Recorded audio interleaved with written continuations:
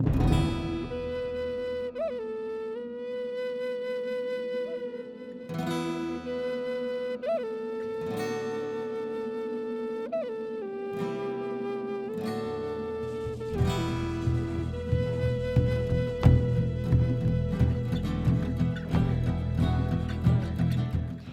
your village to power and prosperity, gather your villagers and resources, but don't forget to look for the spirits to guide you in your quests.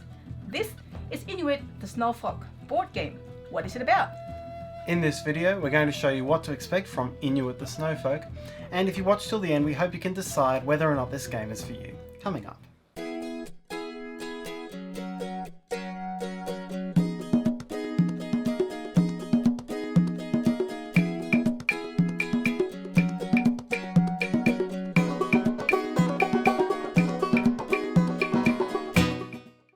Hi, it's Stella. And Tarrant from Meeple University. We bring you a variety of quality board game videos. So if you're new here, please consider subscribing and hit the bell to be notified when we post new videos. Now, let's find out more about Inuit the Snowfolk. Designed by Alexei Konov, Alexei Paltsev, Anatoly Shklirov, and Tarrant. And published by Board and Dice. Released in 2019, Inuit the Snowfolk is a card game in which players attempt to build up their Inuit villages in preparation for polar nightfall. It was designed by Alexei Konov, Alexei Paltsev, Anatoly Shklirov, and Tarrant, and published by Board and Dice. The game plays 2 to 4 players in 30 to 45 minutes and is of light complexity. In Inuit the Snowfolk, players attempt to build up their villages by adding cards from a common display. On each turn, the player adds one card to the common display and then takes an action from the player board. The first and most important of these actions is the Elder, and the Elder action allows the player to take an Inuit card from the display and then place it into a profession under the player board. Doing this will power up that action for the rest of the game, and so, for example, by placing the Inuit under the Elder slot, the player now has 2 elders in the village, and on a future elder action, would be able to add 2 Inuit to the village instead of 1. All of these 7 occupations in the game are built up in this manner, and so taking this action early is critical for efficiently taking actions later in the game. These 6 other occupations work as follows. The Seal Trapper action lets the player take 1 seal from the board for each seal trapper in the village. In this case, including the printed one, it would be 3, and these are worth 2 points at the end of the game. The Whalers and Bear Hunters work in the same way, with Whalers capturing Orca for 3 points, and Bear Hunters capturing Polar Bears for 4 each. Warriors attack other villages, and so when taking the Warriors action, the player may take 1 Inuit card from the board for each warrior in the village, and then flip them face down for their weapons. These will be worth 1 point each.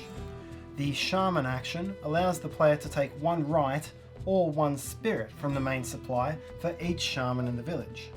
Rights are worth 1 point and give a 1 soft bonus. Spirits are endgame bonus objectives which combo off your other actions in the game. Finally, there is the Scout, who works a bit differently. At the start of each turn, you must draw 1 card into the supply, but for each scout in your village, you may draw up to 1 more. This does not count as the player's action for the round. In other words, one of the other professions can still activate, but instead it lets the player mine the deck for better options before taking an action with one of the other occupations. The game end is triggered when the Polar Nightfall card, which is shuffled into the bottom 10 cards of the pack, is drawn, and then players score points for all of the game, weapons, rights, and spirits that their village has collected. Players also gain points for any of their own coloured Inuit in any village, not just their own village, and so the red player would gain points for this Inuit in the green village. Players then lose points for any Inuit in their own village that do not bear their own colour. So part of the strategy of the game is in balancing the engine building benefits of gaining other players' Inuit against the endgame victory point cost of doing so. After totalling up the scores, the player with the highest score wins. The game also comes with 2 expansion modules. The Spirit of the Great White module introduces conflicts, in which you can earn extra points for taking a specific opponent's Inuit as weapons. It adds Legendary Inuit, which are worth extra endgame points if you can meet their objectives, and introduces Great Game, which are worth extra points but harder to take. The Rising Sun module progressively introduces some common effects which all players will be able to take advantage of while they're in play. And that's what to expect from Inuit the Snowfolk. We hope that you enjoyed this video and we hope that it helps you. If you enjoyed this video, please let us know by hitting the like button. Write your questions or feedback in the comment sections below. You can also join our Facebook group, Meeple University Community, to share your love for board games. And finally, if you'd like to be among the first notified of what's new from Meeple University, please consider subscribing to our channel. You can click on the Meeple up in the corner to do so, and to hit the bell to be notified of our new videos. Until next time!